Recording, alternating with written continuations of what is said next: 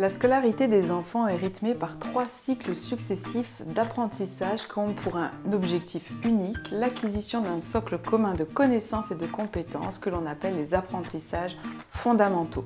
Ces 3 cycles successifs s'étalent de la maternelle jusqu'à l'entrée en 6e. L'apprentissage par les enfants de certaines de ces compétences et connaissances passe souvent par ce que j'appellerais le papier-crayon. Même si les enseignants passent de plus en plus par une pédagogie par manipulation, cela n'est pas toujours suffisant pour certains élèves. Il est parfois plus facile pour un enfant d'apprendre en jouant plutôt qu'en restant derrière un bureau à pratiquer ce papier-crayon. Passer par le jeu permet à l'enfant d'utiliser des notions très abstraites dans des situations très concrètes.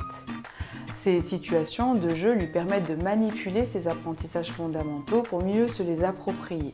Ainsi, un simple jeu de lancer de fléchettes amène de nombreuses situations de découverte et d'apprentissage pour votre enfant.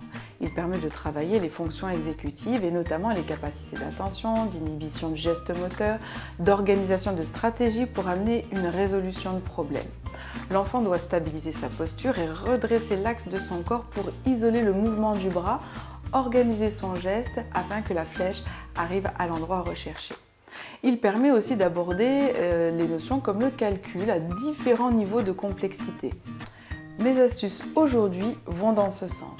La première étape est la réalisation d'additions. À tour de rôle, vous lancez les fléchettes et vous notez sur un papier le nombre de points totalisés par vous et votre enfant.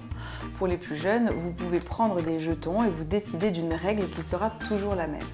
Par exemple, si la fléchette arrive sur un pétale, on gagne un jeton. Si elle touche le cœur rouge, 2 jetons. Le papillon, l'arrosoir, le soleil ou la fleur, 3 jetons.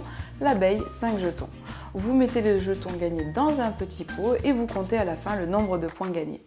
La deuxième étape est la formule plus classique. L'enfant calcule le nombre de points gagnés et manipule ainsi des plus grands nombres. Il entre dans la dizaine et trouve des stratégies pour faire du calcul mental. Il peut alors utiliser un boulier pour faciliter la procédure de calcul. Dans ce boulier, par exemple, les boules bleues représentent les dizaines.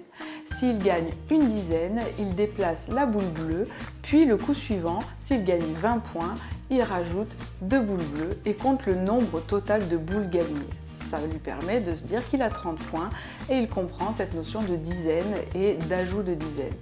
Dernière astuce, en fonction de là où en est votre enfant dans ses apprentissages, vous ajoutez des calculs plus complexes qu'il rencontre au quotidien. Les soustractions, les multiplications, les divisions. À vous de décider de règles à donner. Par exemple, si la fléchette tombe par terre, vous enlevez un certain nombre de points. Si la flèche touche une partie noire, vous divisez ou multipliez la somme des points déjà acquis par 2 ou 3 ou un autre chiffre.